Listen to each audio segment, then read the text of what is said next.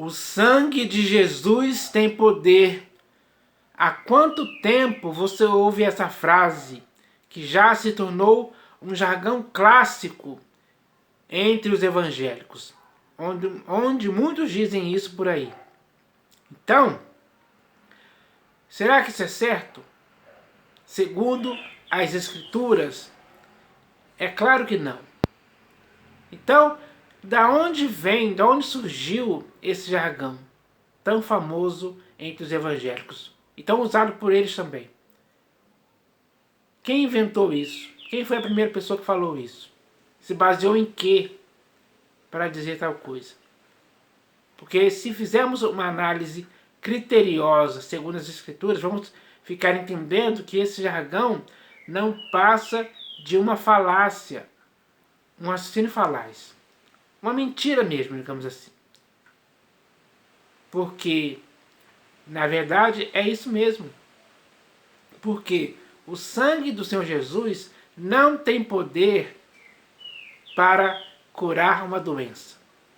Não tem poder para providenciar alguma coisa para você e para mim. Não tem poder para ressuscitar pessoas. Não tem poder para livrar alguém de nada. Em tempo algum. O sangue do Senhor Jesus não tem poder nesse sentido que eu estou falando. Então, o que nós devemos fazer é não aceitar mais esse tipo de coisa. Que até em músicas foram feitas com versos dizendo que o sangue de Jesus tem poder. Tinha uma música que eu ouvia, que ela era bem assim, clame o sangue o sangue de Jesus tem poder. Então essa música foi cantada em muitas rádios por aí. Só que, nesse sentido, o sangue do Senhor Jesus não tem poder algum. É muito claro e simples entender isso. E eu vou ler aqui alguns textos que falam sobre isso nas Escrituras. Aliás, nas Escrituras não existe nenhum texto que diga claramente, de forma objetiva, de forma séria, que o sangue de Jesus tem poder. Então, isso é prova evidente para que você e eu nunca possamos dizer tal coisa. Porque ao dizermos que o sangue do Senhor Jesus tem poder, estamos dizendo algo que é uma mentira, digamos assim. Então, não podemos continuar usando essa frase, que muitos dizem por aí. Dizem de forma errada. Dizem porque estão repetindo algo que alguém iniciou a dizer. E até hoje isso acontece. Mas é hora de desmistificar isso para acabar de uma vez por todas com esse jargão que não reflete a realidade. Nas Escrituras existem muitos textos falando sobre o sangue de Jesus. E eu vou ler alguns deles aqui. Para que o objetivo do que eu quero falar aqui possa ser concretizado na sua vida e na minha vida também. Para que possamos purificar a nossa consciência desse jargão que é uma mentira. Para que nunca mais possamos pronunciar esse jargão como sendo verdade. O sangue de Jesus não é algo místico. Não é misticismo. O sangue do Senhor Jesus, quando ele foi crucificado, ele foi derramado. Mas com qual objetivo? Para que hoje eu e você possamos dizer que o sangue do Senhor Jesus tem poder? Não. Não mesmo. O sangue do Senhor Jesus foi derramado com um objetivo. Foi derramado com uma finalidade. Aprovada por Deus. Sem dúvida alguma. Então, nós devemos conhecer a verdade para que possamos falar baseado na verdade. E não em frases soltas por aí que alguém um dia inventou, falou e tomou conta de muitas pessoas. Muitas pessoas aprenderam e começaram a repetir sem refletir sobre a própria frase em si. Então, eu vou ler aqui alguns textos que falam sobre o sangue de Jesus, que foi importante, foi decisivo, foi algo que realmente aconteceu mesmo. Ele derramou seu sangue, mas não foi para que hoje possamos dizer que o sangue do Senhor Jesus tem poder. Quem tem poder é o próprio Senhor Jesus em si, e não o seu sangue, porque hoje o Senhor Jesus está glorificado. Ele já subiu aos céus. Ele está sentado à direita de Deus. Ele não tem mais corpo físico, humano, como eu e você. O corpo dele foi glorificado. Então eu vou ler aqui o primeiro texto que está no Evangelho segundo Mateus, capítulo 26, versículo 28. Então está escrito assim, ó. O Senhor Jesus falando disse: porque isto é o meu sangue, o sangue da nova aliança, derramado em favor de muitos para a remissão de pecados. Então, o sangue da nova aliança, que é o sangue do Senhor Jesus, ele foi derramado para remissão de pecados. O derramamento do sangue do Senhor Jesus foi útil para isso, para a remissão dos pecados. Sem dúvida alguma. Ele não foi derramado para que você e eu possamos dizer que o sangue do Senhor Jesus tem poder. Não foi com esse objetivo que ele derramou o seu sangue. O Senhor Jesus derramou o seu sangue para a remissão dos pecados. Esse é o sangue da nova aliança. Para a remissão definitiva dos pecados. Esse sacrifício foi feito de uma vez por todas para sempre. Sem dúvida alguma. Agora eu vou ler aqui o próximo texto, que está no livro de Atos dos Apóstolos, capítulo 20, versículo 28. Atos dos Apóstolos, capítulo 20, versículo 28. Deixa eu só achar aqui. Atos dos Apóstolos, capítulo 5, capítulo 20, versículo 28. Está escrito assim, ó. Atendei por vós e por todo o rebanho sobre o qual o Espírito Santo vos constituiu bispos, para pastoreardes a igreja de Deus, a qual ele comprou com o seu próprio sangue. Então, o sangue do Senhor Jesus, além da remissão dos pecados, foi para comprar a igreja também. Foi útil para comprar a igreja. Comprou a sua vida e a minha vida.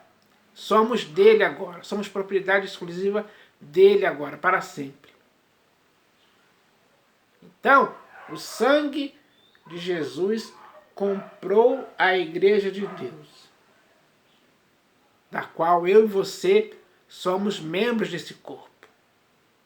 Então, mais um motivo aqui para não falarmos mais o sangue de Jesus tem poder, porque o sangue de Jesus, ele foi usado para comprar a igreja. É o que está escrito aqui claramente. Agora eu vou ler aqui o próximo texto, que está na Epístola de Paulo aos Efésios. Vamos lá. Epístola de Paulo aos Efésios, capítulo 1, versículo 7. Aqui na Epístola de Paulo aos Efésios, eu vou ler dois textos. O primeiro está aqui na Epístola de Paulo aos Efésios, capítulo 1, versículo 7. Está escrito assim, ó. No qual temos a redenção, pelo seu sangue, a remissão dos pecados, segundo a riqueza da sua graça. Então, pelo sangue do Senhor Jesus, temos a remissão, ou melhor, temos a redenção e a remissão dos pecados. Esse texto está falando claramente a respeito disso. para que você e eu não possamos ter dúvida disso em tempo algum, mas sim certeza e convicção de que pelo sangue do Senhor Jesus nós temos a redenção e a remissão dos pecados. Isso aconteceu mesmo, sem dúvida alguma. Então, o sangue do Senhor Jesus foi eficaz para fazer isso, para fazer a nossa redenção e a remissão dos nossos pecados para sempre. E por isso nós devemos louvar a Deus quando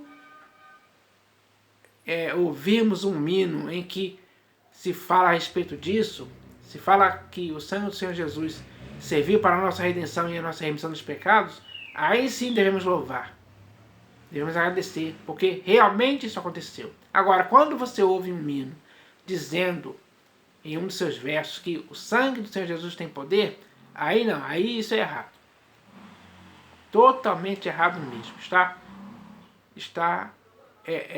É uma música totalmente equivocada. Não tem fundamento nenhum nas Escrituras para que alguém possa afirmar e asseverar que o sangue do Senhor Jesus tem poder. Agora eu vou ler aqui o próximo texto, que também está na Epístola de Paulo aos Efésios, agora no capítulo 2, versículos 12 e 13. Epístola de Paulo aos Efésios, capítulo 2, versículos 12 e 13. Está escrito assim, ó. Naquele tempo, estáveis sem Cristo, separados da comunidade de Israel e estranhos às alianças da promessa, não tendo esperança e sem Deus no mundo. Mas agora, em Cristo Jesus, vós que antes estáveis longe, fostes aproximados pelo sangue de Cristo. Então, o sangue de Cristo derramado na cruz foi útil para aproximar os judeus e os gentios em um só corpo. E esse único corpo é a igreja. Então, aquele texto que eu li, onde a igreja foi comprada por seu próprio sangue, faz referência a isso. Então, o sangue do Senhor Jesus foi útil para aproximar aqueles que estavam longe, para que essa aproximação constituísse um único povo, que é a igreja hoje, sem dúvida alguma. Então, essa é a verdade. Agora eu vou ler aqui o próximo texto, que está na Epístola aos Hebreus. Na Epístola aos Hebreus também vou ler dois textos. O primeiro está no capítulo 9, versículos 13 e 14. Epístola aos Hebreus, capítulo 9, versículos 13 e 14. Então está escrito assim, ó. Portanto, se o sangue de bodes e de touros e a cinza de uma novilha, aspergidos sobre os contaminados, os santificam, quanto à purificação da carne, muito mais o sangue de Cristo, que, pelo Espírito Eterno, a si mesmo se ofereceu sem mácula a Deus, purificará a nossa consciência de obras mortas, para servirmos ao Deus vivo. Então, se hoje estamos servindo ao Deus vivo, como está escrito aqui, é porque um dia o sangue do Senhor Jesus, sem mácula alguma, se ofereceu. E isso fez com que a nossa consciência fosse purificada de forma definitiva de obras mortas. Essas obras mortas não praticamos mais, porque essas obras mortas foram purificadas de nossa consciência pelo sangue do Senhor Jesus. O sangue dele teve essa utilidade. Foi decisivo para que isso acontecesse. Foi importante demais. Deve-se dar crédito, sim, ao sangue do Senhor Jesus que fez tal coisa, sem dúvida alguma. Agora, dizer que o sangue do Senhor Jesus tem poder, aí não nos cabe dizer isso em tempo algum. É errado. É errado mesmo. E agora eu vou ler aqui o próximo texto, que também aqui está na Epístola aos Hebreus, Agora no capítulo 13, versículo 2. Epístola aos Hebreus, capítulo 13, versículo 2. Está escrito assim, ó. Lembrai-vos dos encarcerados. Epístola aos Hebreus.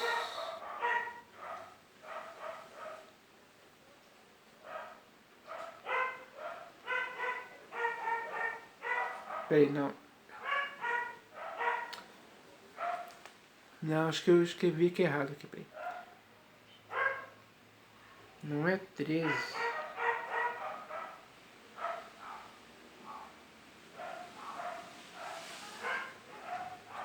Acho que eu anotei errado aqui o texto. Peraí, vou ver se eu consigo achar aqui. Peraí.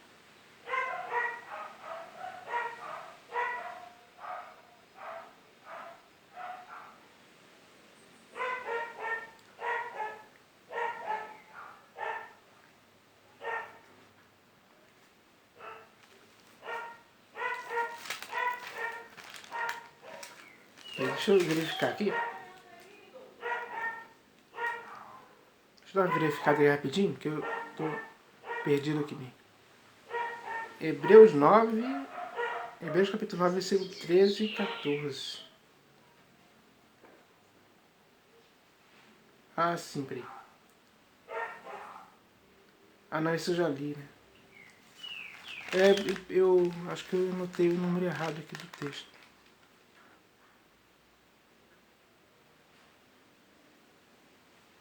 Então, eu vou ler o último texto aqui que está em Apocalipse, capítulo 1, versículo 5. Eu devo ter anotado errado aqui. Então eu vou ler o último texto aqui que está no livro de Apocalipse de João, capítulo 1, versículo 5. Está escrito assim, ó. E da parte de Jesus Cristo, a fiel testemunha, o primogênito dos mortos e o soberano dos reis da terra, aquele que nos ama e, pelo seu sangue, nos libertou dos nossos pecados. Então, o Senhor Jesus é aquele que nos ama e, pelo seu sangue, ele nos libertou dos nossos pecados. Com certeza. Essa é a obra eficaz feita pelo sangue do Senhor Jesus, que é algo definitivo. Não vai se repetir nunca mais isso. Então, nós devemos entender isso hoje, pessoal, que o sangue do Senhor Jesus teve essa utilidade. Ele, o sangue do Senhor Jesus, nos libertou dos nossos pecados. Já não existe mais escravidão pecaminosa na sua vida nem na minha vida por causa disso. Porque os pecados que nos escravizavam, nós fomos libertos de todos eles, pelo sangue do Senhor Jesus. Isso sim deve ser algo pelo qual devemos agradecer, louvar a Deus sempre, todos os dias, relembrando isso em nossa consciência. Então, essa é a verdade, pessoal. Então, não podemos mais ficar dizendo que o sangue do Senhor Jesus tem poder. Porque não tem mesmo. Então, nós devemos entender isso pelo que está escrito. E o que está escrito é a verdade. É simples assim. É de fácil compreensão. E com essa compreensão agora, nós devemos entender que não podemos continuar dizendo o sangue do Senhor Jesus tem poder. É errado isso. Então eu espero que essa mensagem possa conscientizar as pessoas. Possa fazer elas se purificarem desse erro, desse jargão que muitos dizem por aí, mas dizem de forma errada, sem fundamento algum, segundo a verdade das Escrituras. Então, o melhor a ser feito é andarmos de acordo com o que está escrito, dando o devido valor ao sangue do Senhor Jesus por aquilo que foi feito, que nos beneficiou em muito. Glória a Deus por isso. Então, essa é a mensagem de hoje. Em nome do Senhor Jesus. Amém.